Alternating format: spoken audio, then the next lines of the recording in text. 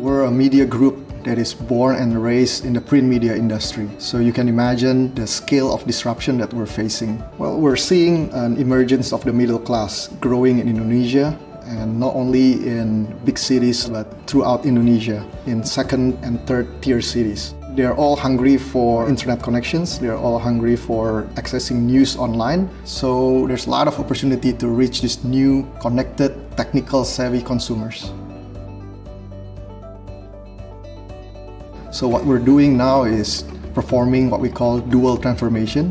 The first transformation is to transform our traditional print media business to becoming a more resilient business in this challenging time. While the second transformation is how to accelerate new growth engine, especially in digital, to be able to replace what was lost from print. We have rockstar journalists, but to be able to grow in the future, we also need to excel in technology. So that means data, machine learning capabilities are keys to our growth in the future. And these capabilities happen to be strongest at Google. So we hope that Google can diffuse more of this knowledge to media companies. We do cross-unit trainings on best practices from each of our digital assets to share their common and best practices among each other. We also just integrated our sales team. Print and digital are now together to be able to accelerate the digital transformation of our business team. And then now we just started a new unit to focus solely on the development of machine learning for advertising technology. A lot of media companies face sustainability issues. Google and media companies are competitors on the commercial front, but we actually have interlinked roles. Media companies create content, and Google is working to make it more accessible. We can reach and engage larger amount of audience. That means we can extend our influence, and we can extend our purpose of enlightening the nation into the future.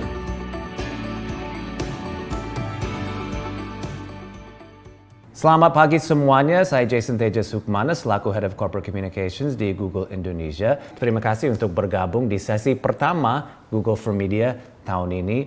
Saya yang akan menjadi pemandu di acara hari ini. Kami tahu bahwa ini masa yang sulit. Beberapa bulan terakhir COVID-19 sudah menimbulkan tekanan yang belum pernah dialami oleh industri berita selama ini. Semuanya terpengaruh mulai dari pembuatan berita berkualitas hingga kelangsungan model bisnis yang ada. Kami telah berusaha sebaik mungkin untuk membantu industri berita di masa sulit ini dan mengadaptasikan dukungan kami mengikuti situasi. Acara hari ini adalah bagian dari kontribusi kami, yaitu untuk memberikan insights dan solusi bagi media di Indonesia tentang cara terbaik untuk menerapkan perubahan dan terus berkembang. Nah, kami berharap ini akan membantu Anda semua, dan seperti yang disampaikan Pak Andi Budiman pada video pembuka tadi, kami akan berbagi lebih banyak insights dengan industri media dalam beberapa bulan mendatang. Ini acara pertama dari sesi acara yang akan berlangsung sampai bulan Desember tahun ini. Setiap bulan kami akan menjelaskan bagaimana kami bekerja sama dengan lembaga-lembaga berita di Indonesia dengan mengungkapkan berbagai produk, kemitraan, dan program kami. Tapi yang paling penting, kami mengundang para partner kami di Indonesia untuk menceritakan pengalaman dan pelajaran dari kerjasama mereka dengan kami. Sebelum kita lanjut ke kisah-kisah mereka yang sangat penuh inspirasi, saya ingin menjelaskan mengapa Google sangat peduli untuk memastikan kesuksesan industri berita. Simpelnya, misi Google adalah membantu semua orang memahami dunia dengan menyediakan akses ke berita-berita yang berkualitas tinggi dari berbagai perspektif. Kami ingin berusaha memastikan adanya ekosistem sumber berita lokal dan nasional yang independen dan sehat, yang mewakili berbagai perspektif. Seperti yang kita tahu, ekosistem berita yang sehat punya peran penting dalam mengedukasi dan menyediakan informasi bagi masyarakat serta memperkuat demokrasi. Nah, kalau penerbit berita sukses, kami juga ikut sukses. Makanya kami berusaha keras untuk membantu pengguna mendapatkan berita yang relevan dan memastikan terus berkembangnya jurnalisme yang berkualitas. Nah, bagaimana caranya? Kami telah bekerja sama dengan media hampir sejak dari awal Google didirikan. Kami telah bekerja sama untuk menyediakan dukungan yang luas bagi masa depan jurnalisme, yaitu semenjak kami meluncurkan Google News sekitar 18 tahun yang lalu pada tahun 2002. Tapi sekarang banyak yang sudah berubah. Itu mengapa bentuk dukungan Google terus berevolusi. Di tahun 2018, kami mengkonsolidasikan semua inisiatif Google yang berhubungan dengan berita ke dalam satu wadah yang mungkin sudah Anda kenal, yaitu Google News Initiative. Sejak itu kami sudah menyediakan komitmen sebesar $300 juta selama 3,5 tahun untuk mendukung industri berita dalam 3 cara. Pertama, kami berusaha untuk mengembangkan model bisnis untuk mendorong pertumbuhan yang berlanjut. Ini termasuk membantu penerbit berita mengoptimalkan pendapatan iklan, memungkinkan model reader revenue, dan manfaatkan insights pembaca. Kami akan menjelaskan upaya kami terkait ini pada hari ini dan juga di sesi yang lain selama 6 bulan sampai bulan Desember. Berikutnya, kami membantu mengangkat dan memperkuat jurnalisme yang berkualitas. Ini berarti menampilkan berita di produk-produk kami, mendukung ekosistem berita yang sehat dengan inisiatif pengecekan fakta, dan membantu pembaca memahami berita melalui program-program literasi media. Di Indonesia, Anda tentu sudah mendengar tentang cekfakta.com dan kerjasama kami bersama dengan Mafindo di bidang literasi media. Kami juga akan mengadakan sesi tentang literasi media di acara selanjutnya. Terakhir, kami memampukan lembaga-lembaga berita melalui inovasi teknologi yang kami kembangkan bagi mereka. Kami juga bekerja sama dengan para penerbit berita yang membawa inovasi tersebut ke ruang redaksi mereka. Jadi ini pas sekali untuk membawa kita ke tema kita hari ini, Innovation in the Newsroom. Hari ini kita akan membahas 3 program menarik yang melibatkan beberapa tim di Google yang bekerja sama secara dekat dengan penerbit-penerbit berita di Indonesia, baik yang besar maupun yang kecil. Masing-masing program itu bertujuan untuk mengatasi satu tantangan unik. Yang pertama, bagaimana cara menghadirkan dan memastikan penerapan konsep-konsep inovatif di ruang redaksi. Yang kedua, bagaimana cara untuk go online dan memonetisasikan konten online jika belum pernah sama sekali. Dan bagaimana cara mengatasi masalah-masalah klasik yang ada di ruang redaksi melalui sudut pandang yang berbeda. Kami akan menjelaskan masing-masing program itu dan berbincang dengan sebagian dari orang-orang yang sedang menjalaninya. Namun sebelumnya, dengan sukacita sekaligus kehormatan, saya ingin menyambut Direktur Jenderal Aplikasi Informatika dari Kementerian Komunikasi dan Informatika Republik Indonesia. Silakan Pak Syami. Yang saya hormati sahabat-sahabat media dan wartawan di seluruh penjuru Indonesia. Assalamualaikum warahmatullahi wabarakatuh. Salam sejahtera untuk kita semua. Om Swastiastu, Namo Buddhaya, salam kebajikan. Bapak, Ibu, dan saudara-saudari yang saya banggakan, atas nama Kementerian Komunikasi dan Informatika, saya ingin mengucapkan selamat atas peluncuran Google for Media pada hari ini, Selasa, tanggal 28 Juli 2020. Program ini tentu akan menjadi bagian penting dalam penguatan dan pengembangan media berbasis digital di Indonesia. Pemerintah Indonesia berharap peran media dapat turut memperkokoh demokrasi yang sehat dengan masyarakat yang cerdas dan terdidik. Dan mengingatkan bahwa kemajuan ekonomi digital tidak terlepas dari industri media yang sedang mengalami tantangan yang berat. Pemerintah Indonesia berharap di saat bersama kita dapat mempertajam penerapan berbagai macam teknologi digital yang dapat menolong semua penerbit yang hadir hari ini, baik yang besar maupun yang kecil, baik di kota-kota besar maupun di kota-kota kecil. Bapak, Ibu, saudara-saudari yang berbahagia, Indonesia saat ini tengah melakukan percepatan transformasi digital menuju masyarakat digital dengan fokus utama pada penyelesaian pembangunan infrastruktur telekomunikasi. Selain pada itu, kami juga mengembangkan sumber daya manusia adalah prioritas utama bagi pemerintah Indonesia dan kami menyambut baik inisiatif ini yang melibatkan media dari seluruh Indonesia yang sudah mengikuti beberapa program Google untuk mencari terobosan yang dapat mempercepat proses transformasi digital yang semakin penting untuk semua industri di Indonesia dan di seluruh dunia. Bapak, Ibu, dan saudara-saudari yang budiman, peluncuran Google for Media hari ini merupakan contoh sinergi yang baik, di mana sektor bisnis turut mendukung kebijakan pemerintah untuk memenuhi kebutuhan teknologi masa kini. Untuk itu, saya atas nama pemerintah Indonesia mengucapkan apresiasi dan terima kasih kepada semua media yang hadir hari ini dan tim Google Indonesia yang telah berhasil mewujudkan program ini di Indonesia. Saya meyakini bahwa kolaborasi antara lembaga-lembaga negara, dunia usaha, para wartawan, dan seluruh pemangku kepentingan adalah kunci dalam akselerasi transformasi digital di Indonesia. COVID-19 telah mendorong percepatan transformasi digital dan menghantar Indonesia memasuki era baru, era masyarakat digital, era media digital. Akhir kata, mari bersama-sama kita songsong peluang-peluang besar di depan mata kita dan bersama-sama pula kita mengawal Indonesia memasuki era baru, era digital. Terima kasih. Wassalamualaikum warahmatullahi wabarakatuh. Om Santi Santi Om. Namo Buddhaya. Dan sekarang mari kita mulai sesi Google for Media pertama kita. Bagi teman-teman yang ingin bertanya, silakan tinggalkan komentar di live chat YouTube dengan menyebutkan nama organisasi dan pertanyaannya. Kami akan menjawab pertanyaannya yang diajukan di sesi tanya jawab di akhir acara ini.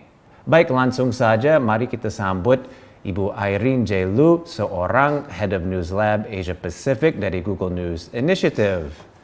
Irene, over to you. Thanks so much, Jason.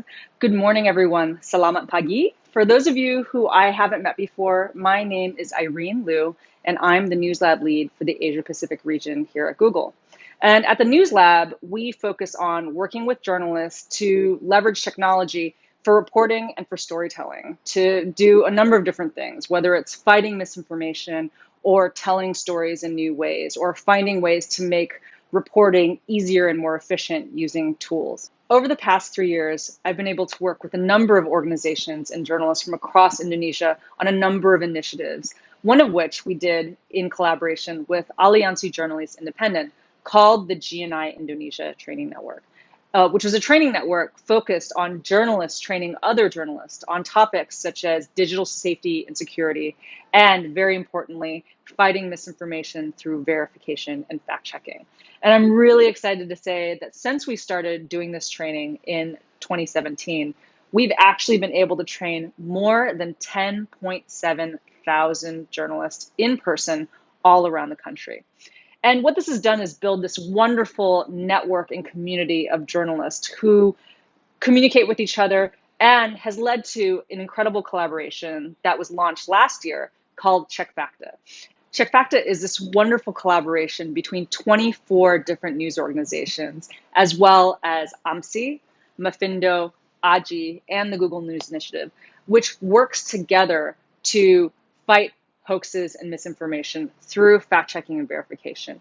It launched last year ahead of the election, and throughout the election season, fact-checked during debates, and on election day, worked to identify and counter misinformation that was being spread through social media and other platforms on that day.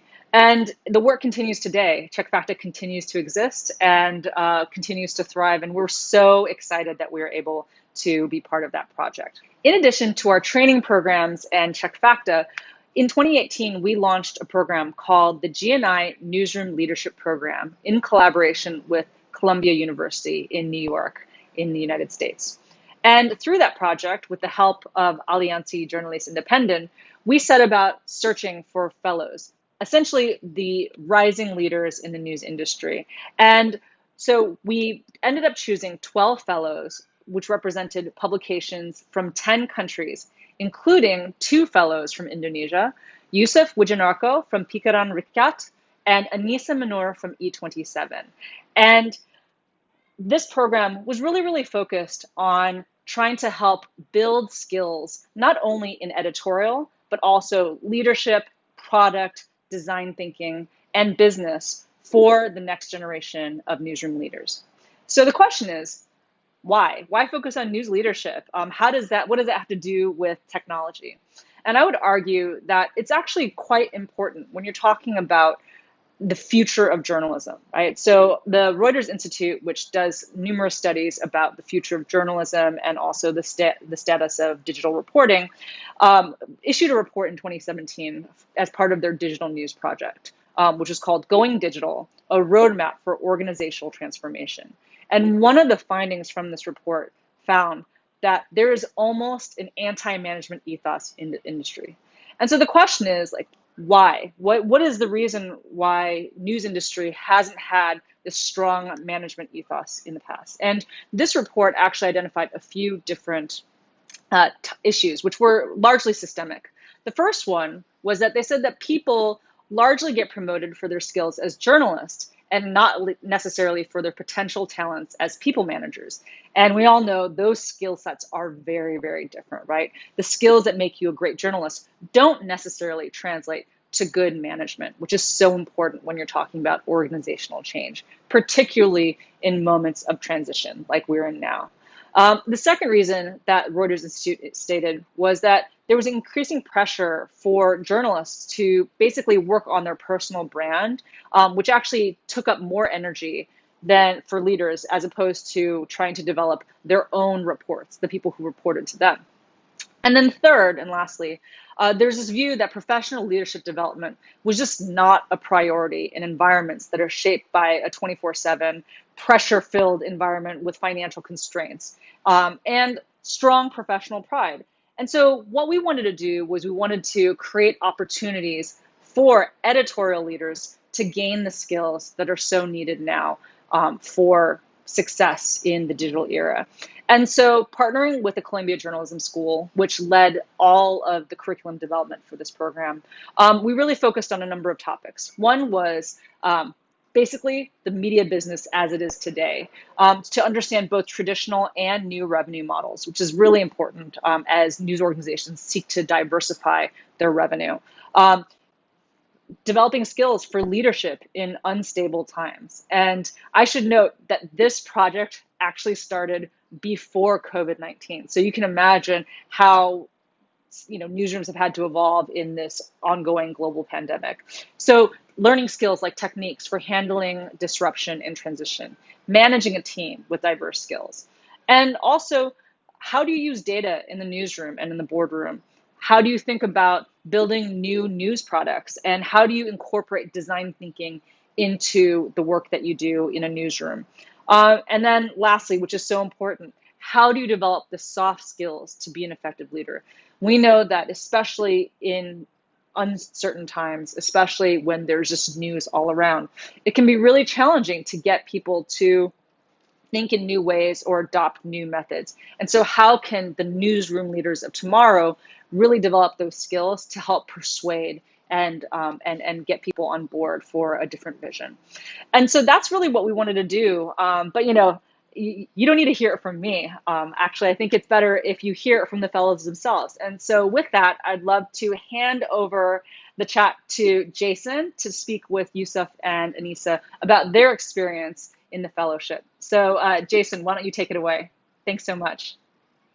Sudah bersama saya di sini ada Anissa Menur Maulani dari E27 dan Yusuf Wujanarko dari Pikiran Rakyat, penerima GNI Newsroom Leadership yang akan menceritakan pengalaman mereka dalam mengikuti program ini. Anissa, program ini bernama Newsroom Leadership. Ya. Nah, apa makna sebagai seorang pemimpin di ruang redaksi dan bagaimana perubahan gaya pemimpinan Anda semenjak mengikuti program ini berubah? Oke, terima kasih Mas Jason. Sebagai pemimpin di ruang redaksi, satu hal yang saya pelajari adalah kita harus menjadi lebih dari sekadar jurnalis. Awalnya saya pikir bahwa, dengan saya menjadi seorang editor, maka saya adalah seorang jurnalis plus seorang manajer untuk tim saya. Tapi sejak saya mengikuti program ini, saya belajar bahwa di masa sekarang, terutama, seorang editor itu juga harus bisa berpikir seperti seorang product developer di sebuah startup. Jadi kita tidak hanya melakukan pekerjaan rutin seorang redaksi seperti misalnya memberi assignment kepada reporter untuk meliput sesuatu atau untuk menulis feature dan membuat editorial calendar, tapi kita juga harus belajar untuk mengembangkan produk jurnalistik yang kita miliki sekarang ini untuk menuju sebuah arah yang baru karena kita sekarang ini sedang memasuki sebuah era yang baru di dunia jurnalistik di mana kita pelaku industri media benar-benar harus kreatif supaya mereka bisa bertahan, dan oleh karena itu penting sekali untuk punya mindset seperti seorang product developer di startup. Ini yang saya pelajari dari selama di Columbia University. Kami mengikuti kelas yang diajari oleh Kevin Delaney, pendiri Quartz. Di perusahaan beliau bahkan antara tim redaksi dengan tim developer itu duduknya di meja yang sama. Itu tujuannya adalah supaya kedua tim itu bisa saling bekerja sama dengan erat, supaya developer bisa tahu bagaimana cara jurnalis bekerja dan berpikir, dan jurnalis dan redaksi sendiri mereka juga tahu proses mengembangkan produk itu seperti apa. Jadi supaya ada terjadi pertukaran pikiran dan sinergi antara dua bagian ini. Karena memang peran mereka di industri media saat ini itu penting sekali. Ya, seperti kita ketahui kan pikiran rakyat sudah lahir pra-digital gitu ya. Ini kami media pra-digital, jadi memang betul ada sedikit lebih kaku untuk menjadi pemimpin ketika muncul era disrupsi, kemudian kami juga harus banyak beradaptasi.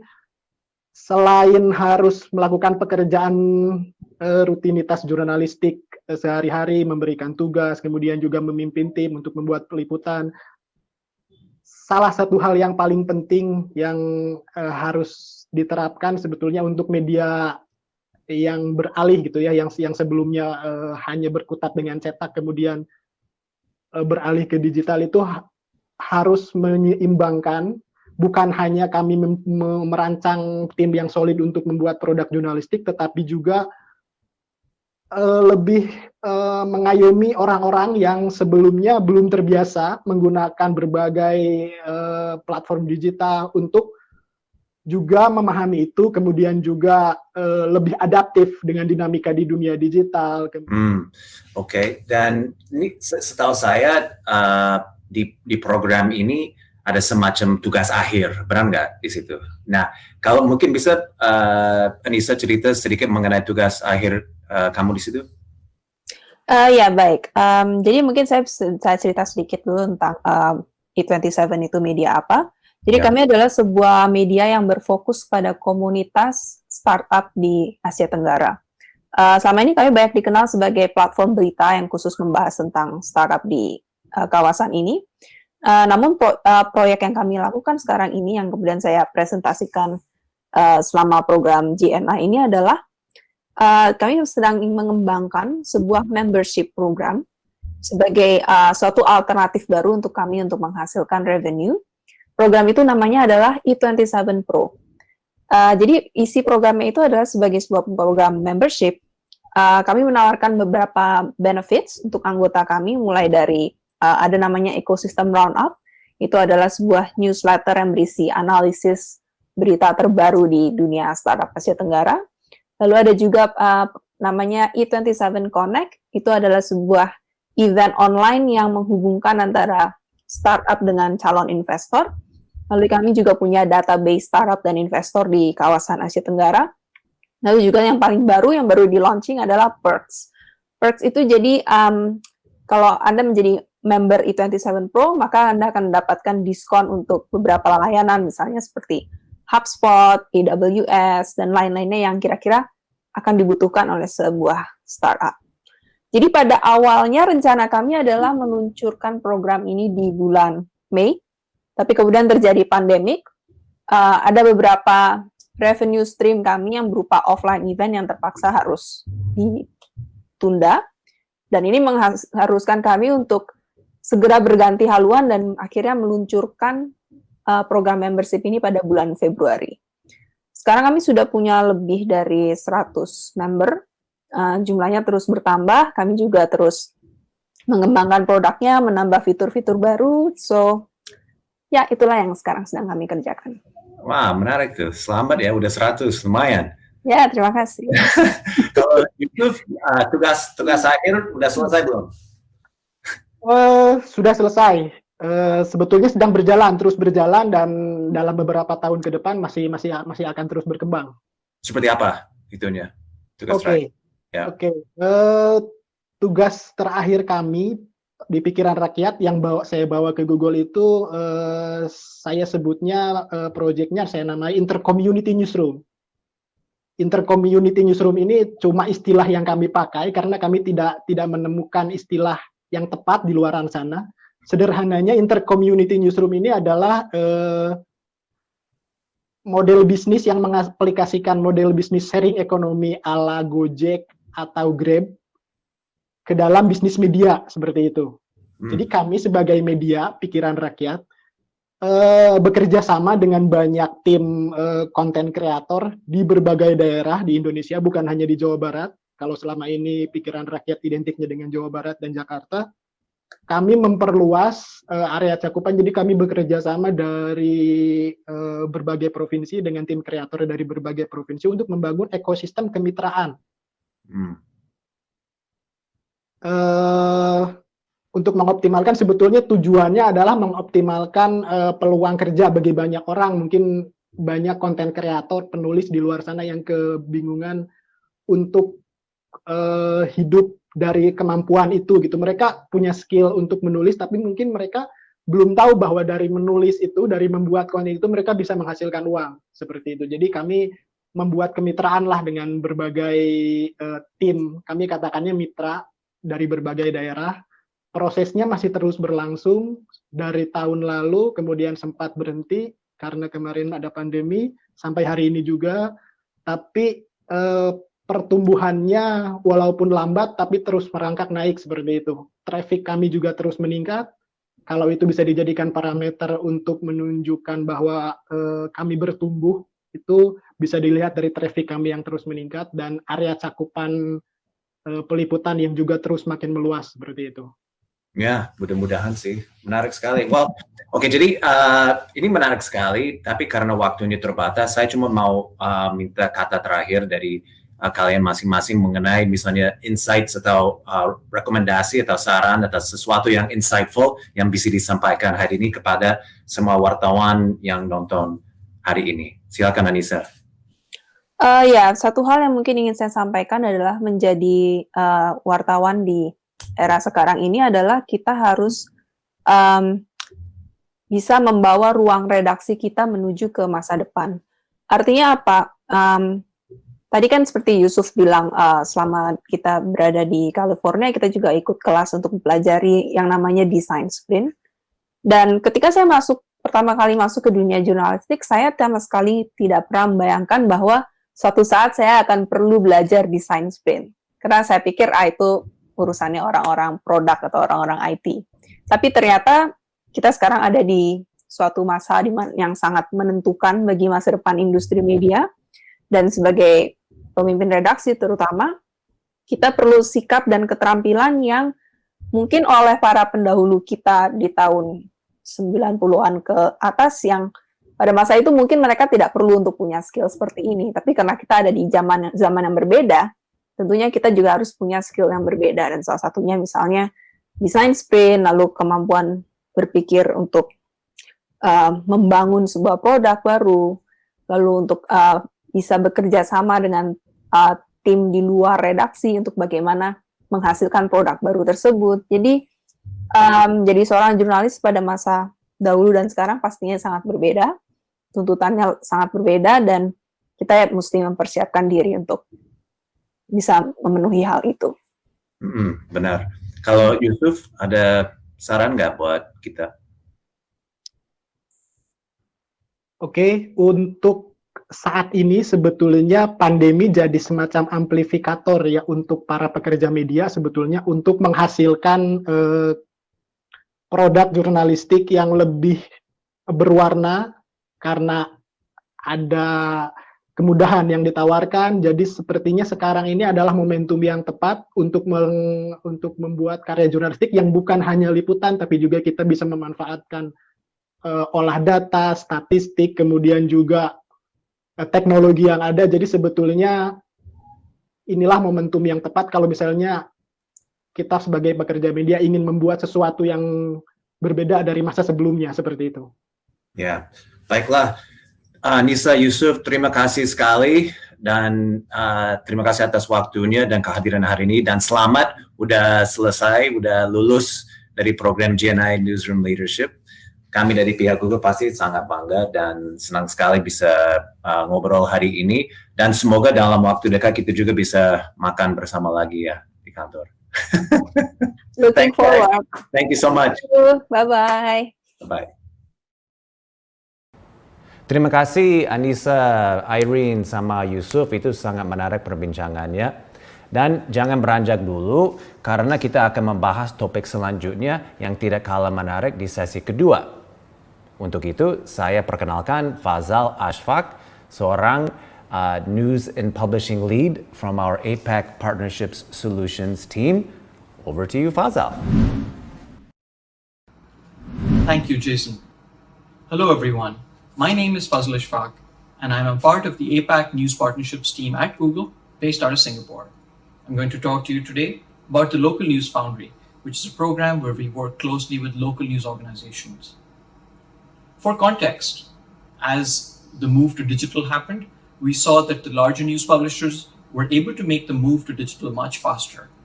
Smaller local news organizations were hindered by factors such as a lack of access to technology or technological resources. At the same time, we were very aware of the importance of local news organizations and the role that they play in their communities.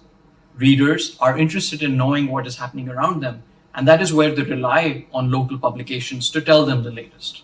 This is why we piloted a program in Indonesia with 7 local news publications.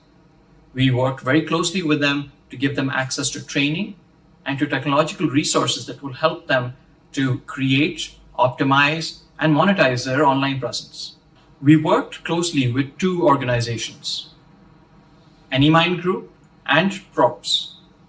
Both of them worked with local news organizations to help upskill them, provide training and access to technological resources that will enable them to monetize their online presence better.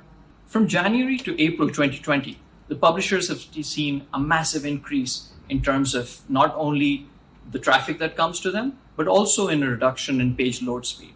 Specifically, after the implementation of accelerated mobile pages or AMP, we saw traffic increases of up to 213%. And at the same time, we saw page load speeds drop by approximately 41%, massive increases. I will now hand over to my colleague Frederica, who will guide you through some of the finer details. Thank you, Fazal. Perkenalkan, nama saya Frederica dari Partnership Team di Google, dan hari ini saya akan sharing lebih dalam kolaborasi kami dengan 2 media lokal, yaitu Medan Post dan juga Sukabumi Update. Pertama, untuk Medan Post dulu. Nah, Medan Post ini merupakan cerita yang membanggakan karena mereka bermulai dari media cetak offline, dan dengan program ini bisa go online untuk pertama kalinya. Kami bekerja sama dengan Props, partner kami di Indonesia, untuk membantu membuatkan situs baru dengan full AMP dan PWA atau Progressive Web App, serta membantu optimisasi situs agar mendapatkan monetisasi yang maksimal. Nah, secara resmi, situs Medan Post telah live pada tanggal 7 Februari lalu, dan sampai sekarang ini telah mendapatkan penambahan page views sebanyak 450.000 dan 250.000 new unique users. Tim Medan Post pun memberikan komitmen mereka untuk bisnis digital ini dengan membangun tim editorial yang baru untuk mendukung konten dan strategi platform baru. Nanti kita juga akan mendengarkan langsung dari Pak Varianda selaku Editor-in-Chief Medan Post tentang cerita mereka. Kita berlanjut ke Sukabumi Update. Sukabumi Update ini adalah hasil dari kerjasama kami dengan AnyMind, partner kami lainnya di Indonesia. Untuk Sukabumi Update, kita membantu mengembangkan subdomain AMP menggunakan AMP Converter yang merupakan teknologi dari grup Anymind. Selanjutnya, kami juga memperbaharui UX situs mereka dan mengoptimisasinya sehingga menaikkan traffic organik sebesar 142% dibandingkan sebelum program ini berjalan. Hasil dari kerjasama ini sangat signifikan untuk tim Sukabumi Update dan bisa dilihat dari peningkatan di segala aspek, mulai dari page views hingga returning user. Selain itu, kami juga memberikan training kepada tim editorial mereka dan juga membantu mengembangkan strategi konten. Oke, sekarang mari kita akan berdiskusi langsung dengan Bapak Faryanda selaku Editor-in-Chief dari Medan Post dan juga Mas Gumi sebagai editor Sukabumi Update untuk berbagi cerita dengan kita tentang pengalamannya bekerja sama dengan GNI. Apa kabar nih Pak Faryanda dan Mas Gumi? Alhamdulillah kabar baik. Ya, kabar baik Mbak. Nah, mungkin pertanyaan pertama mungkin bisa dimulai dari Pak Faryanda dulu kali ya yang jawab. Nah, kami ingin tahu nih sebelum mengikuti program Local Foundry, tantangan apa nih yang dihadapi? Jadi saya kan editor-in-chief harian Medan Post. Yang kami hadapi tantangan terberat adalah ketatnya persaingan dalam penerbitan media. Terutama media cetak, di mana untuk orang lokal saja yang terbit setiap hari berkisar puluhan media. Selain persaingan oplah dan persaingan pendapatan ikan juga ditambah lagi dengan beban biaya cetak dan operasional redaksi dan perusahaan. Hal ini makin diperparah dengan adanya wabah virus COVID-19 ini. Sehingga mempengaruhi kehidupan sosial ekonomi masyarakat kita yang secara tak langsung juga berdampak dengan kelangsungan media cetak kita. Kalau gitu boleh saya juga bertanya kepada Mas Gumilang dari Sukabumi Update, mungkin bisa cerita sedikit. Kalau di sukabumiupdate.com itu sebenarnya tantangan dan hambatan itu kita bagi dua, masalah SDM dan knowledge sih. Jadi kalau untuk kami di lokal mungkin masih disebut SDM-nya yang terbatas juga. Kita nggak sampai puluhan atau ratusan juga SDM-nya, dan juga kurangnya knowledge di bidang digital age exposure itu sih. Tapi sering berkembangnya zaman dan waktu, kita juga belajar terus dan pengen bisa tentang hal-hal baru kayak gitu sih, dan lebih beradaptasi dan menyesuaikan seperti teknologi AMP atau lainnya seperti itu sih Mbak. Oke, nah mungkin pengen bertanya gimana sih dan kapan Sukabumi Update itu memutuskan bahwa mengadopsi strategi digital ini tuh penting untuk kelangsungan perusahaannya. Jadi Sukabumi Update itu emang pertama kali berdiri tahun 2016. Jadi sudah dipersiapkan emang untuk menjadi media online lokal, dan secara strategi marketingnya emang kita masih menggunakan direct sales sih, kita belum pakai digital marketing dan lainnya kayak gitu. Karena teman-teman di Sukabumi Update juga mereka emang berpengalaman di media konvensional juga. Ya ngobrol sama Edesia, pada saat itu kita lakukan training, strategi, planning, digital marketing, terus ada penerapan teknologi dan fitur yang cukup bagus dan menarik juga sih, yaitu AMP Accelerated Mobile Page itu. Jadi bagaimana si pembaca atau audiens kita ngakses berita kita itu lebih cepat lagi, lebih memudahkan lagi sih, itu sih Mbak. Nah, kalau untuk Medan Post gimana Pak? Karena kan memang bermulainya dari media cetak. Nah, jadi kapan dan gimana kalian sebagai perusahaan media ini memutuskan untuk mengadopsi strategi digital ini? Kami sudah ada keinginan kami beberapa tahun yang lalu ingin masuk ke dunia online ini. Cuman belum dapat, saya sebagai pimpinan redaksi pimpinan umum, saya belum dapat langkah-langkah apa yang harus saya lakukan. Karena melihat dari keadaan saat ini, orang sudah banyak beralih ke online kan gitu. Sampai saat ini ternyata apa yang saya khawatirkan itu ternyata benar. Orang itu bakal nanti ditinggalkan. Karena saya bulan 1 kemarin saya memutuskan untuk buka online. Ternyata bulan 3 terjadi wabah virus corona. Bahkan kami akan melaksanakan lagi nanti namanya audio visual news. Nanti kami juga akan, nanti kami jadi wartawan-wartawan ini nanti di lapangan bukan hanya dalam bentuk berita, kalau bisa dalam bentuk visual. Langsung dia kalau dia ada peristiwa kejahatan langsung dia TKP. Begitu juga dengan education itu kan, elektronik pendidikan itu semua juga membutuhkannya. Begitu juga nanti akan ada FTV namanya. Dan ini berkembang terus loh Mbak. Sekarang saya sedang mendaftarkan Medan Post Online ke Dewan Pers agar nanti sudah terdaftar dan terverifikasi, menghindari nanti ada delik-delik lain di belakang hari. Wah, cerita yang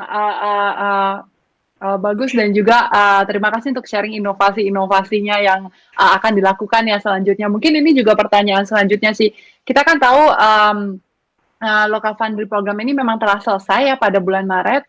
Dan setelah program ini selesai, perubahan apa sih yang Anda sadar dan perubahan apa yang Anda lakukan pada tim Anda juga setelah atau selepas program Foundry ini? Mungkin aku bisa minta dari Mas Gumilang?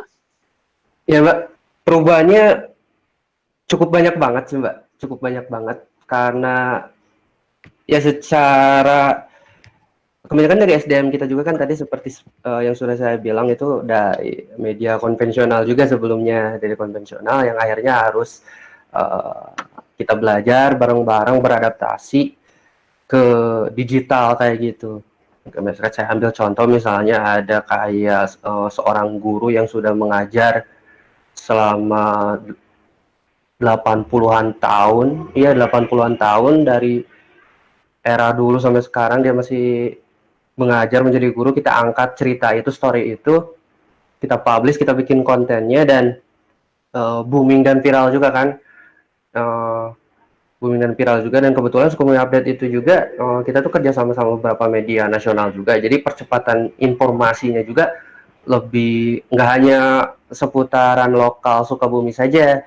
Nah impact-nya itu saking cepatnya dan juga karena kita udah menerapkan teknologi AMP itu ya, aku review beberapa kali AMP, soalnya ada, ya, jadi audiens bakal cepat ngakses informasi sama beritanya juga gitu.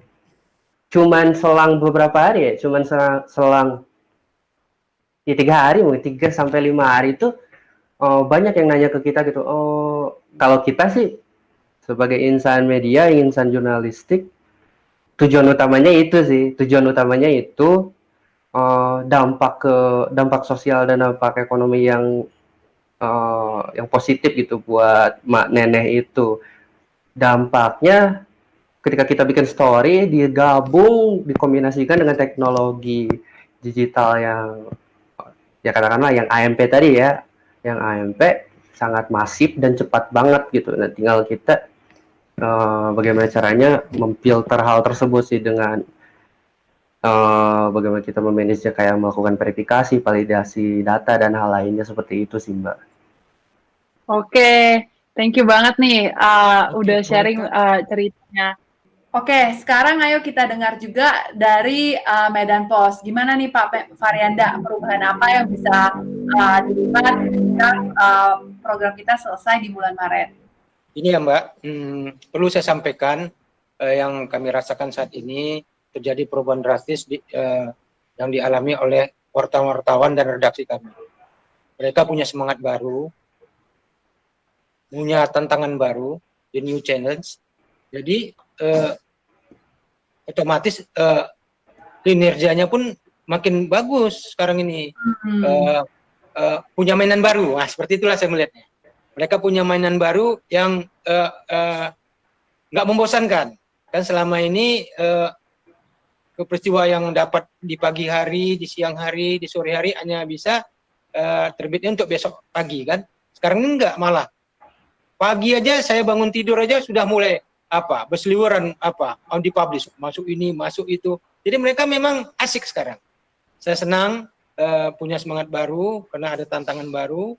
Jadi Medan Post Online ini membuat teman-teman wartawan lebih giat, lebih meningkat kinerjanya, terutama dalam kondisi sekarang ini kan adanya wabah virus corona. Mereka juga kan kadang dari rumah pun bisa membuat berita kan gitu. di mana mereka duduk, dia bisa di warung kopi di mana-mana. Bahkan saya saat ini sudah merekrut anak-anak muda, kemarin sudah masuk di umur 20-an tahun untuk masuk di Medan Post Online, dan saya sangat bersyukur karena kinerjanya pun luar biasa. Ya, itulah dia yang saya rasakan perubahan-perubahan yang sangat positif bagi kami di grup Medan Post Group ini. Nah, kalau perubahan ini apakah juga membantu memperkuat suara di pembaca Anda? Oh ya, otomatis Mbak, memang begitu. Tapi saya sangat bersyukur dengan memperkuatnya suara-suara di pembaca, tapi tidak mempengaruhi oplah. Itu yang saya sangat senangnya, karena saya khawatirkan kan mempengaruhi oplah harian Medan Post. Tapi dalam kondisi saat ini tidak, malah oplah Medan Post stabil, tidak terganggu, karena saya pakai metode begini. Saya peringatkan pada redaksi, kalau bisa judul di online sama judul dicetak tolong dirubah, jangan sama. Jadi sehingga isinya pun kalau bisa deadline-nya nanti dicetak ada penambahan informasi. Jangan bulat-bulat dari online Medan Post, tapi ada tambahan informasi seperti konfirmasinya ditambah, kemudian digali lagi sumber-sumber informasinya untuk dicetak, untuk di harian, untuk di koran. Dan ini berjalan normal dan baik. Oke, sip, makasih banget nih. Kalau dari Mas Gumilang dan dari Sukabumi Update gimana Mas? Makin masif juga, makin masif, makin cepat juga sih informasi yang didapatkan dari kita Sukabumi Update untuk disebarluaskan kepada audiens kayak gitu. Nah, kita tuh masih ada tugas juga, dan salah satunya tugas jurnalistik itu adalah ketika informasi menyebar itu bagaimana caranya informasi itu valid kayak gitu. Informasi itu sudah berdasarkan terverifikasi. Oke, kayaknya nih ada satu pertanyaan terakhir. Apakah ada saran yang bisa diberikan kepada rekan perusahaan media lainnya di provinsi juga, khususnya yang sudah lama memiliki bisnis yang lebih tradisional? Wah, jadi Mbak, kita ini harus sesegera mungkin beradaptasi dengan kondisi yang ada. Perubahan yang terjadi pada industri media sangat cepat, ya kan? Hal itu pun sejalan dengan perubahan yang terjadi pada perilaku manusia dalam mendapatkan informasi dan berita. Oleh karenanya, menyiapkan produk dan sumber daya yang sesuai dengan dinamika tersebut menjadi sangat penting. Semuanya berproses, tapi yang penting adalah berani memulai. Wah. Perubahan yang kami lakukan dengan mengembangkan platform digital hanyalah satu dari banyak hal lainnya sebagai bagian dari beradaptasi. Namun sudah menjadi komitmen bersama di Medan Post bahwa kami harus siap melibatkan diri dan menjawab tantangan tersebut. Wah, oke. Makasih banget nih sharingannya. Kalau dari Mas Gumilang gimana nih?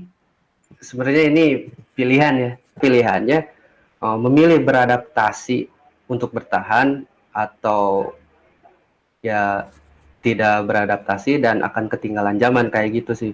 Terus namun seiring berjalannya perkembangan zaman dan di era digitalisasi juga jangan sampai membuat idealisme jurnalisme kita yang selama ini kita pegang luntur juga gitu. Masih itu tetap harus menjadi hal yang utama juga.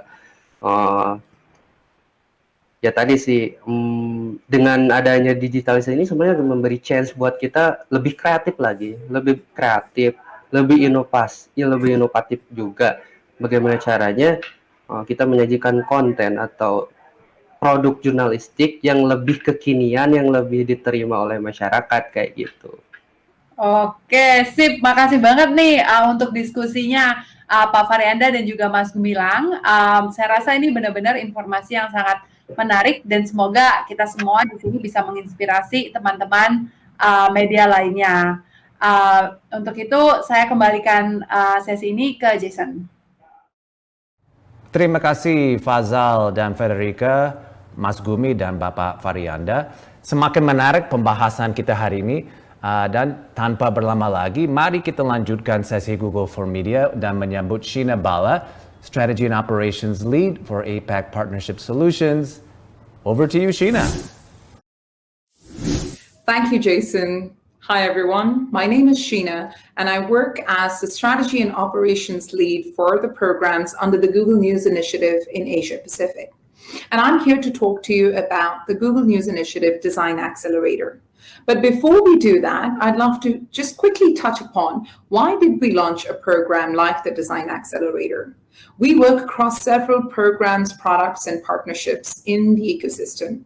And a lot of the feedback that we received from our partners when we were designing new programs with them was that innovation is essentially a very difficult challenge for media organizations, and primarily due to three reasons. Number one, a siloed approach across content creation, content publishing, and then monetization creates a hurdle for everyone to work on a single idea.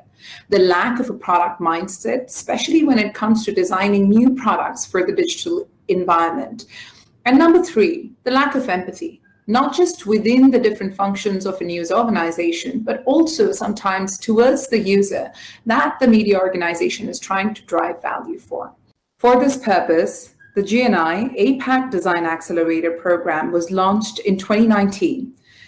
And it involved a series of workshops to help everyone at the news organization think about business problems differently, sharing new ideas, trying new things, and using the principles of design thinking. We organized 3-day training across the organization that exposed design thinking principles to everyone. And then we collected or sort of worked with key stakeholders, close to about 7 to 8 people from key functions, to run a 5-day design sprint on a business problem that was important for the news organization. What are the principles of design thinking? Design thinking centers itself around 3 key ideas. Number one, empathy. How do you take someone else's cognitive and emotional perspective into your own context? Number two, collaboration. How do you work together to get something done or reach a goal by working across different perspectives? And number three, experimentation. How do you not only just brainstorm and ideate, but take action to support or refute or validate a hypothesis? These 3 principles not only helped design these new products, but also changed the mindset of our participating organizations on how they would implement this from their day-to-day. And in order to design the program, we worked with 2 key partners from the industry. Number one, Echos, who are an innovation lab based out of Brazil and Australia, and Splice, who many of you are familiar with, are a news association working with media startups. These 2 partners helped us design an experience that was specific for the newsrooms. Then we launched the program with 7 key partners and media organizations across Asia Pacific, including with Media Group News in Indonesia. So what was the impact of the accelerator itself? We designed 7 new prototypes across 7 of these organizations, 3 that were addressed to create new revenue streams. 2 solutions were actually aimed at improving organizational workflows. 1 was addressed to create new valuable content for an existing demographic. And lastly, 1 more solution that was addressed in delivering content to a new audience altogether. As we finished phase 1, we're launching now phase 2 of the program. Not only have we delivered impact in designing this prototype, we're now working with some of these partners to launch these ideas into the market through a 10-week online remote training program that covers a wide range of curriculum with experts both from the industry and Google that talk about topics including product design, product launch strategies, data, and governance.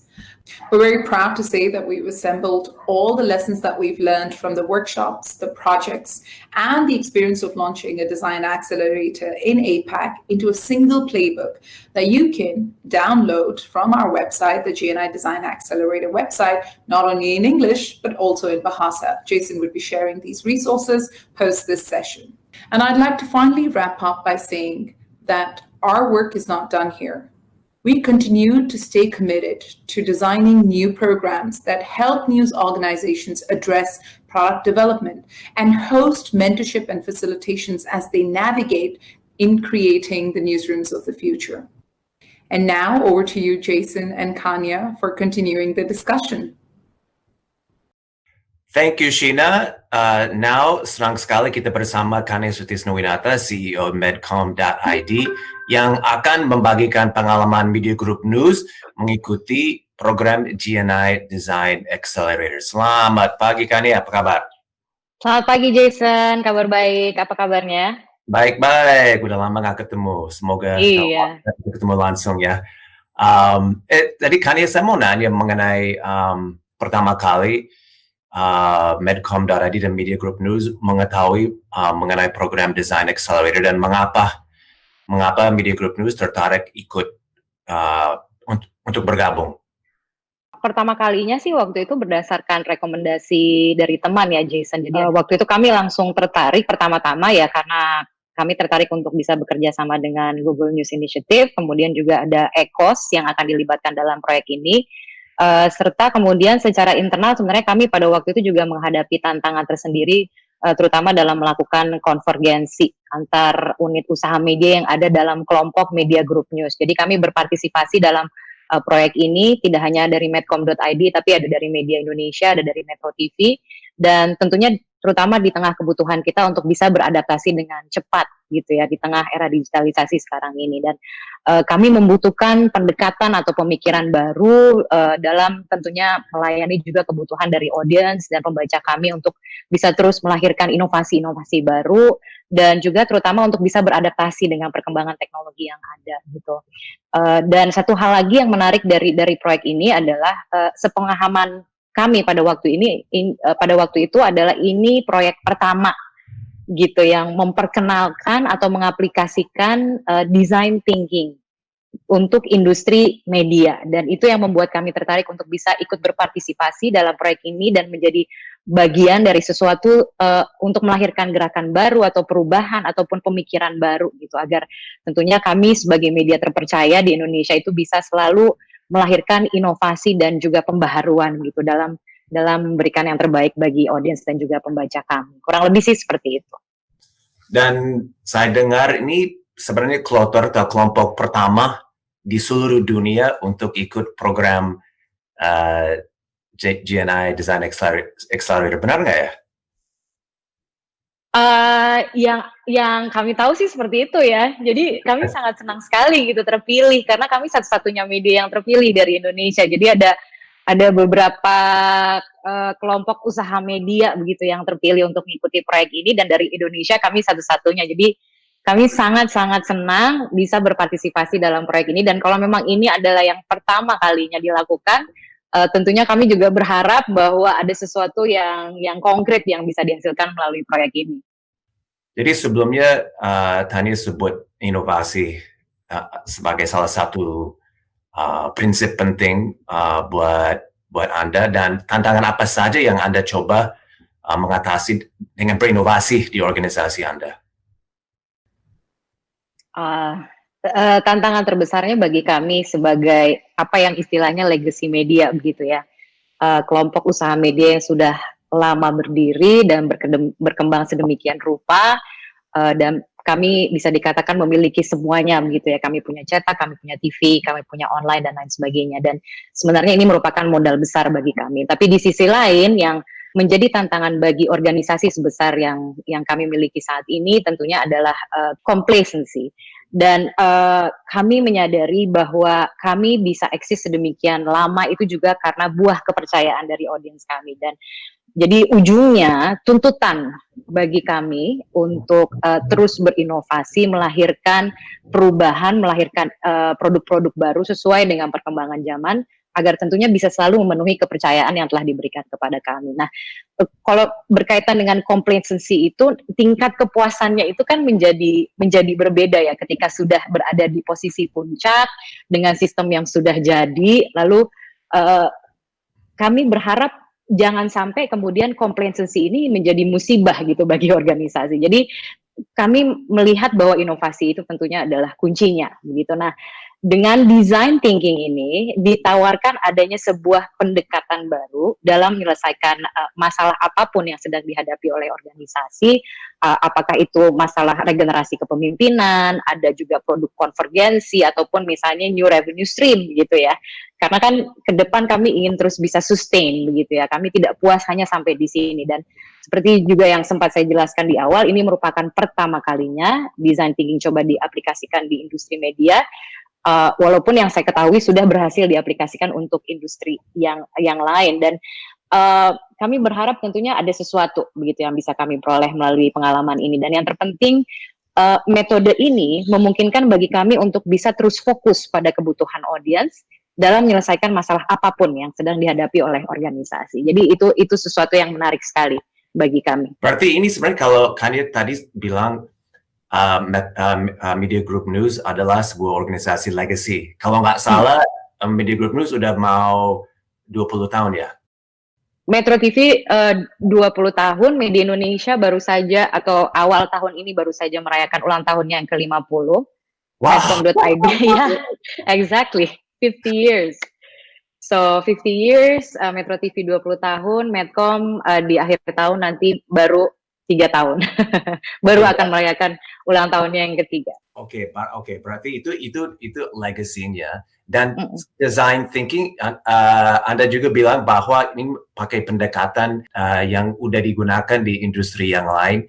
Itu maksudnya startup, kayak startups yang sering menggunakan design thinking ya? Iya.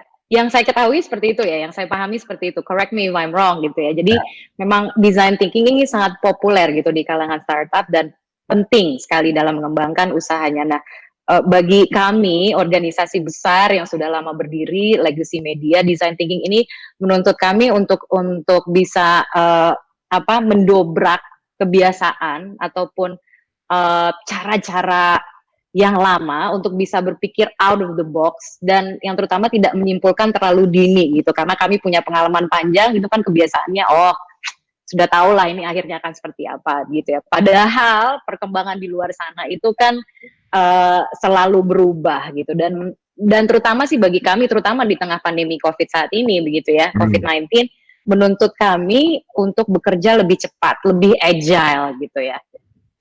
Dan yang kami pelajari gitu melalui pengalaman ini, bagaimana kemudian bisa mendahulukan feedback gitu ya. Feedback untuk selalu bisa menyempurnakan solusi apapun gitu yang kami hasilkan melalui proyek ini atau melalui metode ini. Jadi feedback itu selalu menjadi penting.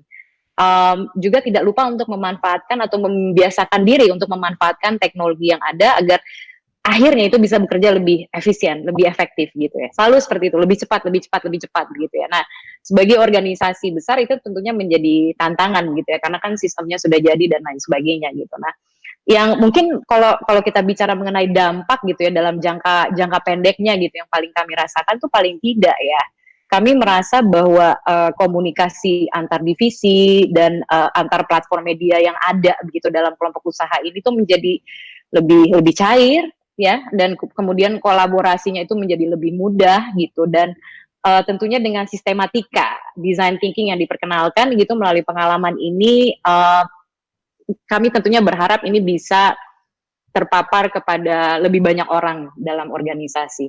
Nanti saya akan jelaskan gitu kurang lebih sih tahapan-tahapan yang kami lalui begitu ya, karena memang tidak semua orang dalam kelompok usaha kami terlibat begitu ya. Jadi memang dipilih orang-orangnya gitu untuk mewakili dari masing-masing platform. Tapi kalau di dalam organisasi Anda, maksudnya ada orang dari editorial, dari bisnis, dari mana unsurnya dari mana orangnya? Dari editorial, dari IT, dari bisnis, dari semuanya. Tapi yang paling utama sih 3 itu, dan lintas kelompok usaha gitu ya. Ada yang dari cetak, ada yang dari TV gitu, ada yang dari online gitu. Nah, masing-masing yang mewakili itu ada dari redaksinya, ada dari bisnisnya juga, ada dari IT gitu, dan lain sebagainya. Dan tadi dan top manajemennya juga terlibat ya. Seperti itu ya, termasuk Anda ya. Termasuk Anda. Itu kalau kamu tadi kamu sebut feedback itu penting. Feedback itu dari mana feedbacknya? Feedback itu terutama bisa dari eksternal, bisa dari internal. Jadi tergantung apa solusi atau apa misalnya produk ataupun sistem yang sedang kami upayakan untuk dikerjakan melalui design thinking ini, melalui pendekatan design thinking ini. Tapi kecenderungannya selama ini kami ada pengabaian gitu dari soal feedback ini ya. Jadi artinya feedback itu bisa saja datang dari audience, feedback itu bisa saja datang dari karyawan gitu ya. Jadi feedback itu bisa dari top management, dari karyawan atau dari luar gitu, dari klien, dari audience gitu. Jadi ketika kami merancang sesuatu, apakah itu produk baru atau revenue stream baru ataupun sistem baru, feedback itu menjadi penting gitu ya, untuk kemudian apapun yang sedang kami kembangkan itu bisa selalu diperbaiki, disesuaikan dengan kebutuhan yang memang diperlukan gitu. Jadi tergantung gitu sebenarnya. Tapi harus dua arah, nggak boleh top down aja. Harus dua arah, karena design thinking itu pada prinsipnya adalah fokusnya adalah pada manusia gitu. Pendekatannya itu adalah pendekatan manusia gitu. Bagaimana kemudian manusia ini dilibatkan gitu dalam menghasilkan solusi yang dibutuhkan untuk organisasi gitu. Jadi feedback itu selalu Anda sebagai seorang pemimpin di sana harus terima feedback dari kalangan yang lain juga di situ kalau nggak setuju dengan Iya, betul. Transparan gitu. Jadi semuanya it's all very transparent, which I like very much about this experience ya. Kan kita bicara hal konkret sekarang ya. Sudah berapa lama Anda mengerjakan proyek ini dan hal konkret yang apa saja yang Anda sudah lakukan? Sudah berapa lama? Sudah cukup lama sih, Jason. Ini proyeknya kalau nggak salah itu dimulai akhir tahun lalu ya, sekitar bulan September 2019 dan harusnya berlangsung sampai dengan akhir tahun ini. Dan saat ini kita tengah memasuki tahap kedua dari proyek ini.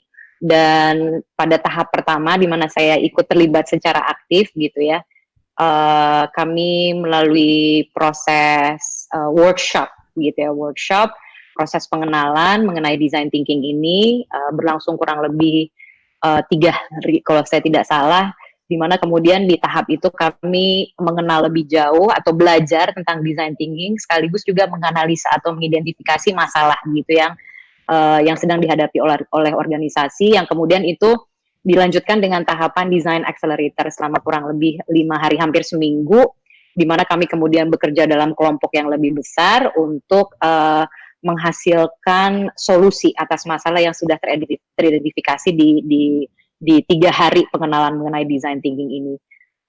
Dan hasil konkretnya itu pada akhirnya kami mengembangkan ada 3 prototipe sistem ya, yang antara lain dibutuhkan untuk menciptakan budaya, bagaimana kemudian budaya inovasi dalam perusahaan ini serta regenerasi kepemimpinan yang bisa memberikan daya dukung gitu ya untuk budaya inovasi ini itu bisa berkembang dalam organisasi. Jadi ada 3 prototipe dan semuanya saling berkaitan gitu ya. Ini yang menarik gitu ya, karena ini yang kemudian juga disampaikan oleh mentor kami. Walaupun kami bekerja dalam kelompok gitu ya, kelompok lebih kecil. Jadi di 3 hari pertama pada saat pengenalan itu kelompok yang lebih besar gitu, ada kurang lebih 20 orang.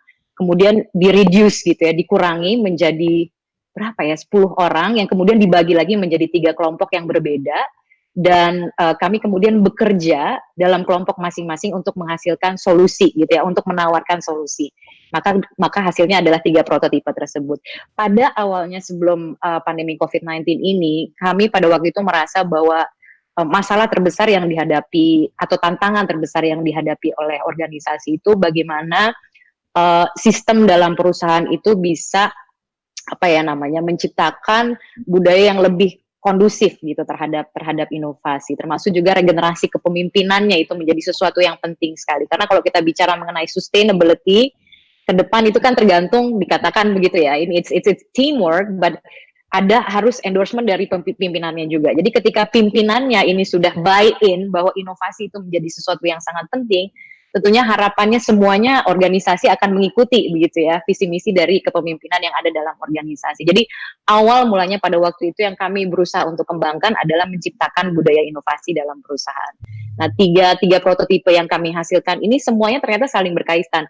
Jadi ada 2 aplikasi prototipenya dan 1 creative lab gitu. Kurang lebih seperti itu. Saya tidak mau terlalu detail ya, tapi karena dalam perkembangannya kemudian berubah lagi gitu karena ada pandemi COVID-19 ini gitu ya. Tapi yang konkret adalah itu gitu. Dan memasuki tahap kedua ini, prototipe itu kemudian dari 3 itu kami pilih salah satu diantaranya untuk kemudian dikonkretkan menjadi sebuah produk yang akan kami gunakan gitu dalam organisasi gitu. Anda bilang ini mulai September 2019. Berarti waktu itu udah mulai in person ya, udah ketemu langsung sama. It's physical. Iya. Jadi dari Ecos datang ke Indonesia pada waktu itu untuk memimpin workshopnya. Berarti sekarang semuanya harus online, semuanya udah mulai berubah total maksudnya programnya. Iya, harus online kan, seperti sekarang ini gitu, harus membiasakan diri.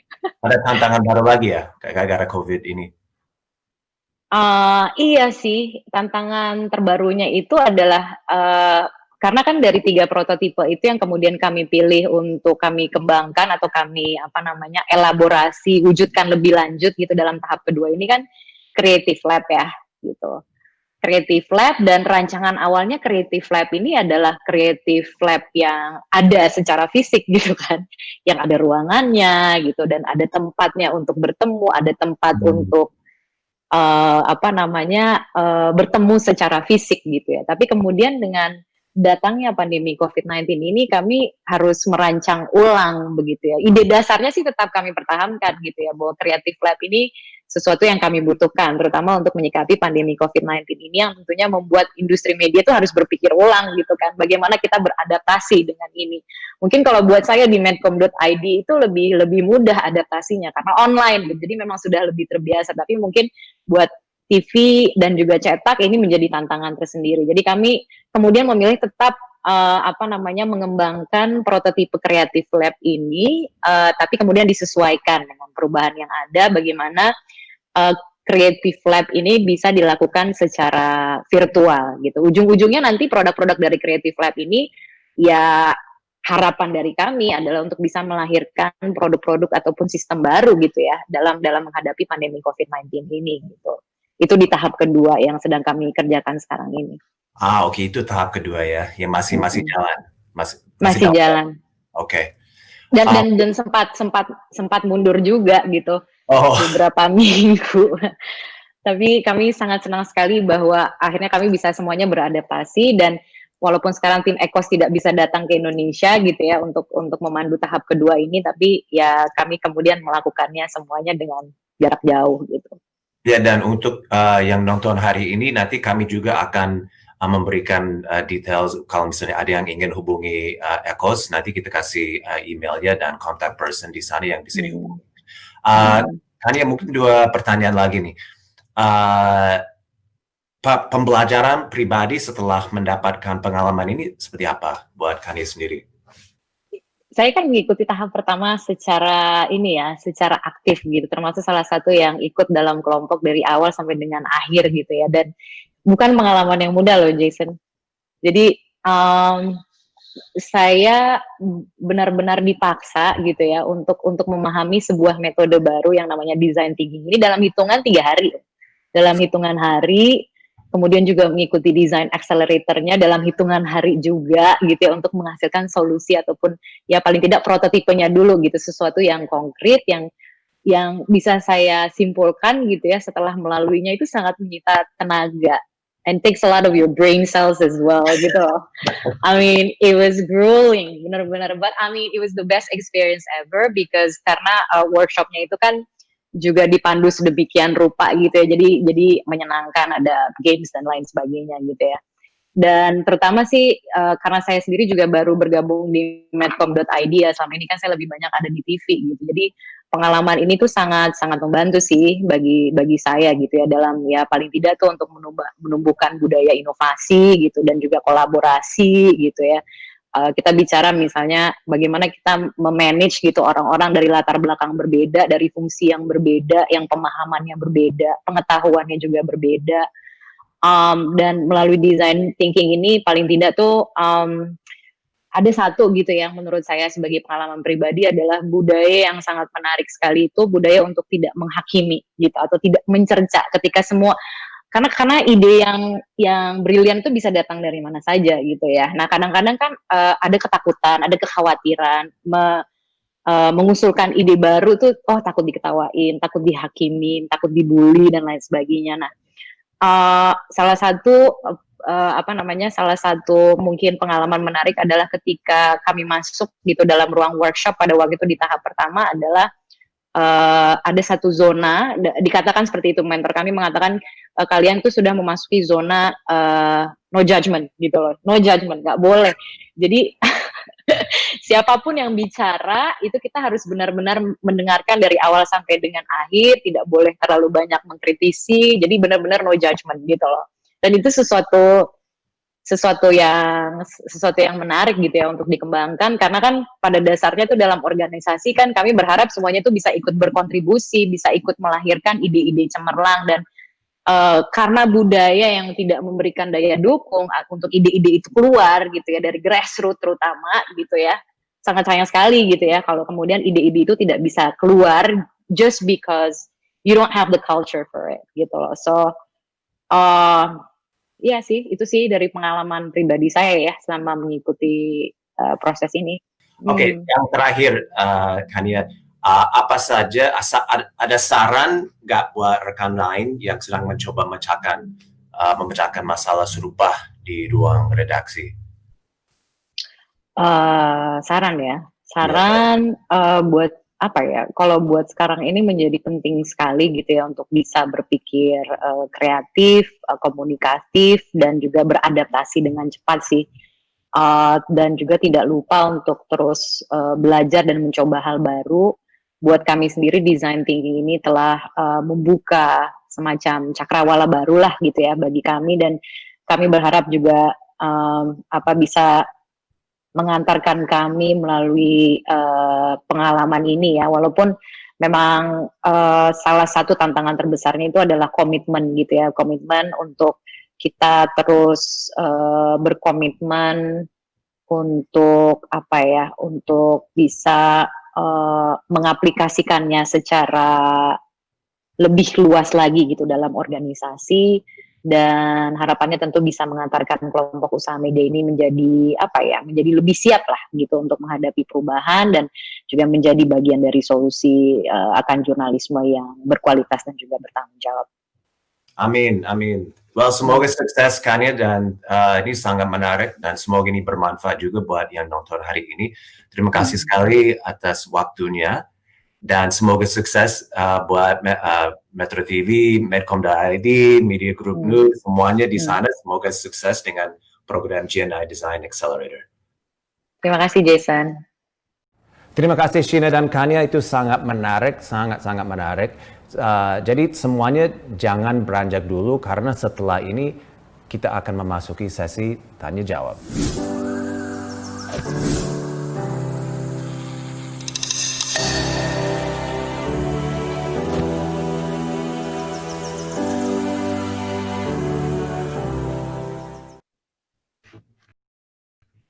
Oke, sekarang kita masuk sesi tanya jawab dengan semua narasumber hari ini.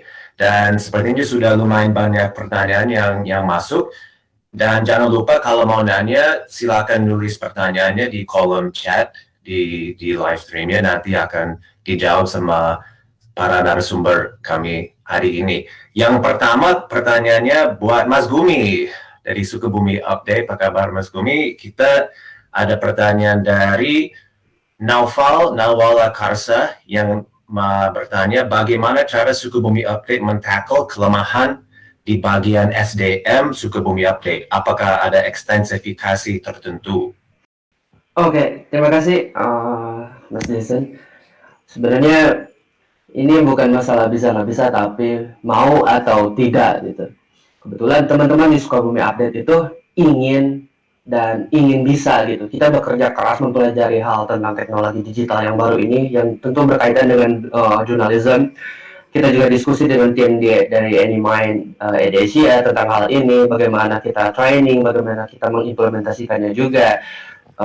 Dan juga kita juga mempelajari konsep SEO, Search Engine Optimization, mulai dari tahap reporter, editor, sampai ship editor juga kita mempelajari SEO juga. Bahkan kita kayak bikin for week itu kita bikin kelas khusus, kita belajar tentang hal ini sih. Kita melakukan evaluasi juga, lalu kita menentukan target. Intinya sih kita ingin bisa, gitu sih Mas. Oke, terima kasih Mas Gumi. Oke, sekarang kita beralih ke Mbak Frederica. Ada pertanyaan juga nih, baru dari Mas Fazal. Dari Liz Hendriani Mix Marcon. Mbak Frederica bisa dielaborasi lagi tentang teknologi AMP. Oke, makasih banget Jason dan juga yang bertanya. Hai, untuk AMP sendiri, untuk yang belum tahu, ini tuh kepanjangan dari Accelerated Mobile Pages atau situs mobile yang lebih cepat. Teknologi ini open source kok, jadi komponen dan juga frameworknya itu bisa dilihat dan dicari di situs kami yaitu amp.dev.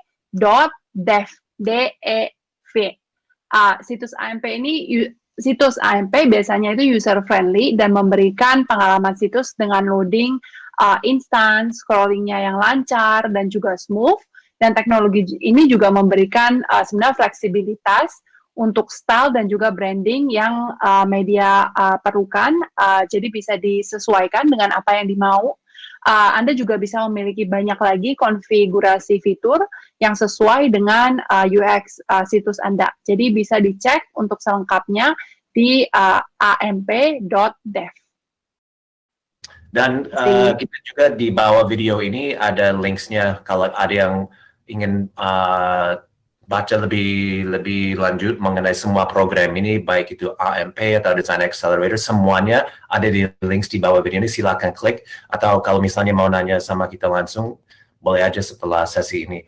Oke, sekarang kita beralih ke Pak Faryanda di Medan. Dan mungkin Mas Gumi juga bisa jawab, tapi Pak Faryanda, ada pertanyaan dari Yovita Arika Harian Kompas yang bertanya, sejauh mana meningkatkan views, meningkatkan revenue untuk media online? Ya, terima kasih Pak Jason. Gimana tadi? Coba kurang apa pertanyaan tadi? Jadi peningkatan page views, apakah itu meningkatkan revenue juga di media online? Oh ya, jadi begini, Medan Post Online ini kan masih berproses, baru ada 5 bulan. Jadi itu pun walaupun 5 bulan, kami bersyukur kini banyak juga pihak-pihak dari pengiklan udah banyak menghubungi kami untuk bekerja sama. Namun kami belum siap untuk bekerjasama karena kami harus memperbaiki internal kami dulu. Dan kami sangat bersyukur sekarang Medan Post Online ini sudah memberikan warna baru bagi kami. Tadinya kami di bidang offline, sekarang di bidang online kan gitu. Teman-teman wartawan semua juga semakin semangat. Jadi ya sangat bersyukurlah kami setelah masuk ke jurnalistik bidang digital ini. Itu Pak Jason. Amin. Oke, sekarang kita beralih ke Mas Gumi. Supaya barangkali Mas Gumi bisa juga menjawab nggak ada peningkatan signifikan? Ya, sangat signifikan sekali sih ya, kalau terutama dari segi page view-nya juga, dari segi revenue-nya juga yang kita dapat juga. Aku bisa misalnya ambil contoh, kita ambil dari Januari 2020 sampai dengan Mei, itu peningkatannya, katakanlah Januari itu kita bisa dapat sekitar 2 juta view, lalu Februari itu naik 2,5, dan Maret itu sampai peningkatannya sangat drastis banget, 4,6 juta view, April 5 juta, sampai Mei 5 juta, dan sekarang makin berkembang juga. Gitu sih Mas. Oke, Mas Gumi, terima kasih. Pak Faryanda bisa ikut dulu. Oke, sekarang kita beralih ke Mbak Kania. Kania, ada pertanyaan di sini dari Liz Hendriani, majalah Mix Marcom, yang bertanya sejauh mana pentingnya inovasi di organisasi untuk bekerja lebih agile menghadapi perubahan lingkungan bisnis media. Dan bukan habis itu mungkin kita bisa nanya sama yang lain, tapi Mbak Kania dulu. Ya, terima kasih Jason dan juga terima kasih tadi pertanyaannya. Seberapa penting? Pastinya penting inovasi itu di tengah perubahan yang begitu dinamis dalam lingkungan bisnis media saat ini. Inovasi itu ibaratnya darah dalam organisasi. Sehingga kami melihat bahwa inovasi itu adalah sesuatu yang perlu selalu didukung. Dan kalau berkaitan dengan, kalau kemudian dikaitkan dengan agility itu adalah kecepatan dalam beradaptasi.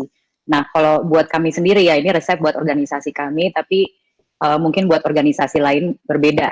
Tapi kalau buat kami, yang paling penting adalah bagaimana kami terus buka mata, buka telinga, kerja kreatif, dan juga membuka ruang untuk itu, gitu, ruang untuk ide-ide dari grassroots, karena itu yang paling penting. Sehingga ketika kami terlibat dalam proyek GNI Design Accelerator adalah bagaimana caranya untuk membuka ruang yang lebih luas lagi bagi semua untuk bisa ikut berkontribusi, berpartisipasi, mengeluarkan ide-ide dalam rangka inovasi. Nah, tentunya harapannya agility itu sesuatu yang kemudian bisa kita pelajari begitu ya, dengan banyaknya ide yang muncul dari grassroots perusahaan sampai dengan ke atas. Kurang lebih sih seperti itu sih, Jason. Tapi itu lagi-lagi resep yang masih bisa terus berubah. Setiap organisasi tentunya menghadapi tantangan yang berbeda-beda.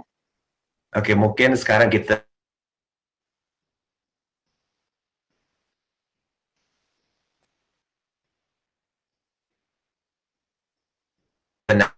nanya, pikiran rakyat juga agility sesuatu yang penting untuk pikiran rakyat.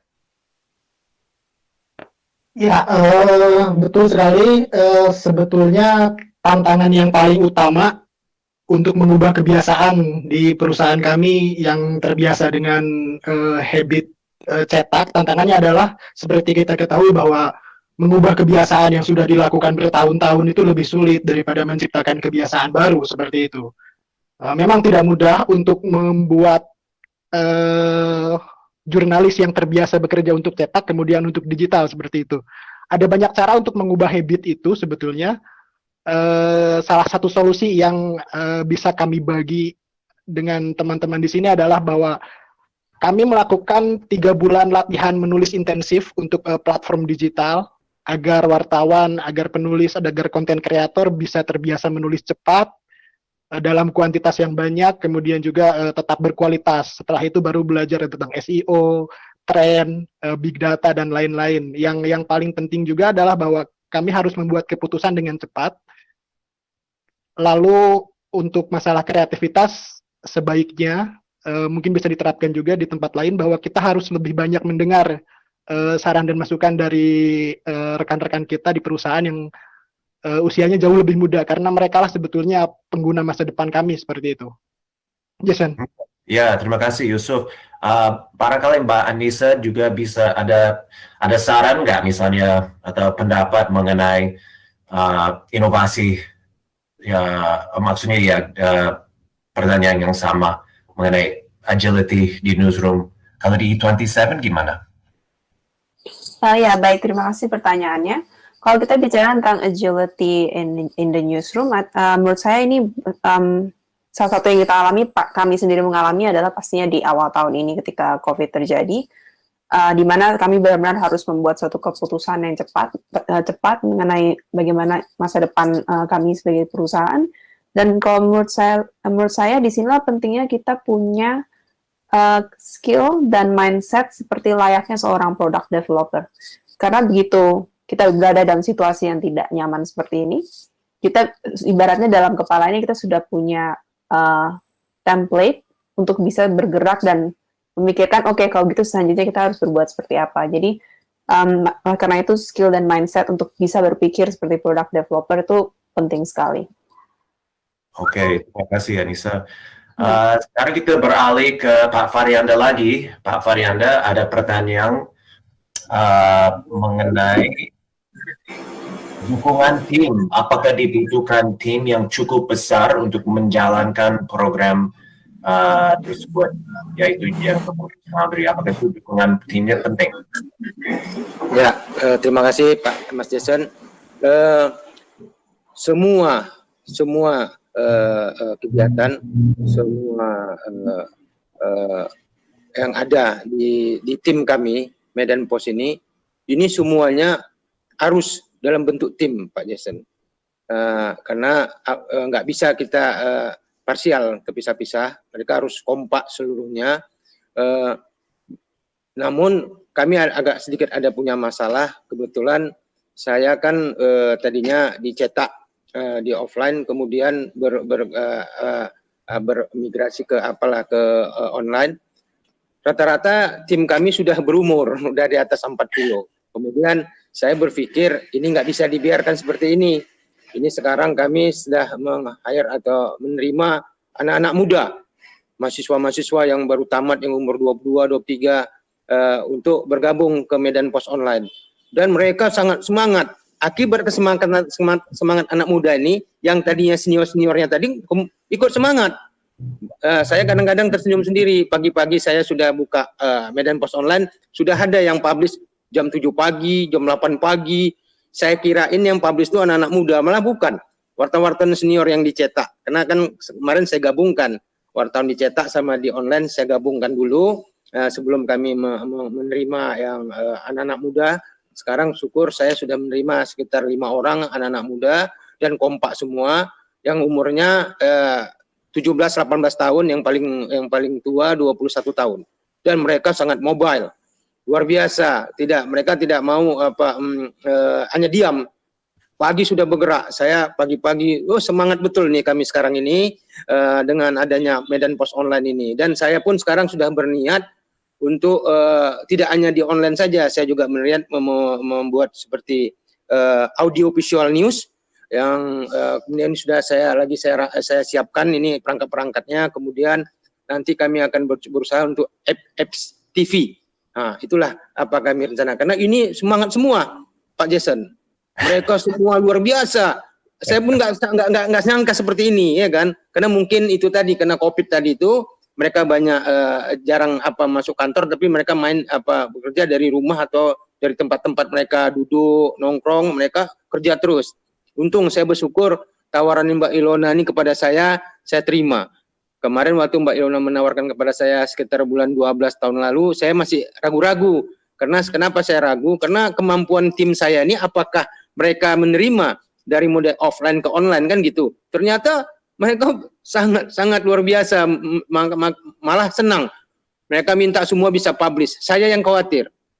Saya benar-benar khawatir karena semangat ini kan kita harus jaga juga kan. Kita harus perhatikan juga undang-undang IT ini kan. IT ini kan harus kita pelajari dulu. Jangan sembrono, karena kita pun harus paham tentang aturan-aturan di online ini. Dan mereka pun sudah paham juga. Udah tiap hari kami selalu berdiskusi di kantor malam-malam sama wartawan-wartawan. Tapi yang anak-anak muda ini tetap dia betul-betul luar biasa. Sulit saya ngikutinnya. Sama kan saya malah khawatir, ya kan? Semua diberitakan. Aduh, ini luar biasa nih kan gitu. Dan saya ya dengan ada online ini juga saya sangat bersyukur, Pak Jason, karena kemarin saya dapat WA dari beberapa advertising untuk bekerja sama. Cuma saya sudah sampaikan sama Mbak Ilona, sabar dulu Pak katanya. Sabar ya udah, saya sabar dulu. Ya kapan saya harus harus take off ini nih sedang saya tunggu-tunggu nih. Kapan saya harus karena ini teman-teman semua yang sudah senior pun yang sudah sekitar hampir 60 pun ikut juga semangat. Aduh, senangnya saya. Sekarang kami istilahnya kayak baru punya mainan baru kami ini. Jadi semuanya semangat.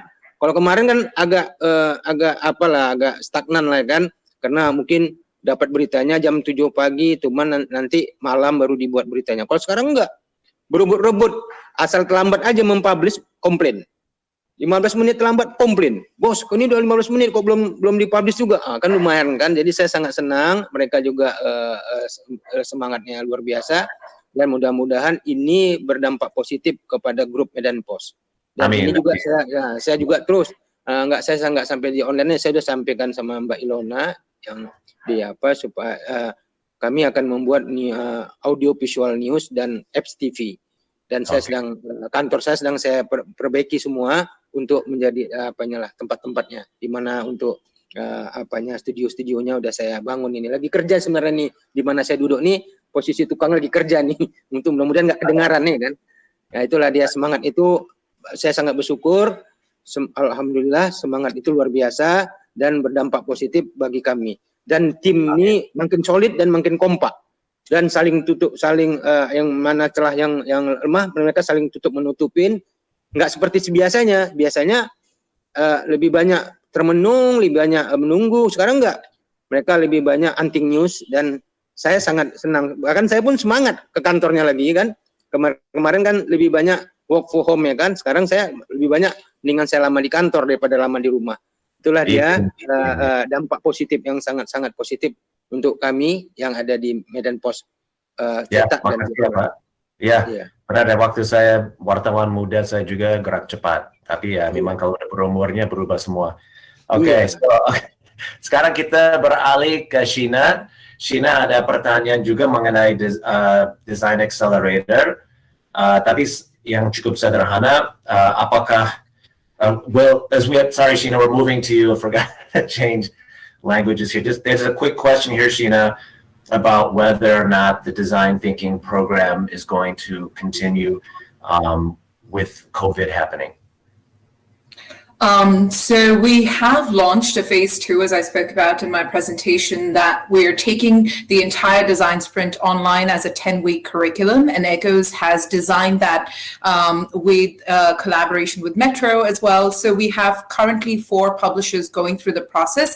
The only thing is that we want to be able to come back again with learnings from this online and remote exercise and share it wider with the ecosystem. So for that purpose, you'll hear more from us in September, October on how we can scale some of these trainings from the online process. Oke, thank you. Semoga Mbak Citra dia Prasuti itu menjawab pertanyaan, tapi phase 2 masih jalan online. Oke, another question for Sheena from Mohammed Duyan Pratio from Detik. Is there a specific quota to join the Subscriptions Lab publisher applications? And as of now, how effective is a subscription model plan in Indonesia? So first, I'll take the quota for the lab itself. The applications are open till the 7th of August, and we have 8 publisher spots currently. And we're looking, because APAC, unlike some of the other regions, is very diverse in its maturity, as well as different kinds of existing subscription strategies. We're looking at 2 cohorts, one sort of the larger publishers and 2 digital natives. Jason, should I stop and then you want to translate? No, just go ahead. We don't have much time left. So just okay, and lastly, I think we've seen tremendous results from Subs Lab in North America, close to about 50+% increase in subscriber base as well as revenue. So we're hoping to bring similar sort of results through the 8 publishers by the end of this year. There are no particular success stories within Indonesia. Otherwise, we've seen Compass share their examples as well. So we're hoping that we can actually come back to APAC wider on the success stories post the lab. Okay, great. Thanks. And then Irene, we'll move over to Irene because we do have one question for you about the leadership program and other program, leadership program. What's going on with it? Like, how can other media join? This is a question from SWA Magazine. What's the info on that? So when we envisioned the leadership program, we were very much focused on creating a class of fellows who would meet and become friends and also support each other. It's much harder to do that now that we have travel restrictions and we just can't meet in person in the way that we did when the fellowship started. So we are looking at other ways to share those learnings. And I would just say we don't have any concrete plans yet, but we know that we want to continue to do this work, and we will be consulting with our current fellows to input into how we can take the learnings and develop a leadership program in the future. Great, thank you, Irene. Oke guys, gini kayaknya waktunya sudah habis. Tapi semua links, misalnya kalau mau ingin tahu lebih banyak mengenai Subscriptions Lab, ada link di bawah. Kalau mau apply, bisa apply lewat link yang di bawah video ini. Dan semua informasi semua program yang dibahas hari ini juga bisa dibaca lebih banyak di bawah di linksnya. Dan kami juga ingin minta feedback dari teman-teman yang nonton hari ini. Kalau ada waktu, kami sangat akan berterima kasih apabila Anda bisa menulis, mengisi formulir feedback mengenai bagaimana kita bisa memperbaiki acara Google for Media ini. Karena ini sesi pertama Google for Media, dan ini sesi pertama dari 6. Dan yang berikutnya akan berlangsung tanggal 26 bulan Agustus dengan temanya YouTube and News. Jadi itu saya rasa tidak akan kalah menarik dengan sesi hari ini. Tapi dengan demikian saya ingin berterima kasih kepada semua teman-teman media di sini hari ini, Pak Faryanda, Mas Gumi, Kania, Anissa, Yusuf, everybody. Thank you so much, of course, to all of our friends in the different news teams at Google. Thank you guys so much for joining us today in this fantastic first Google for Media session. And bagi teman-teman semuanya, semoga kita bisa ketemu lagi bulan depan untuk Google for Media sesi kedua. Sampai jumpa lagi. Makasih.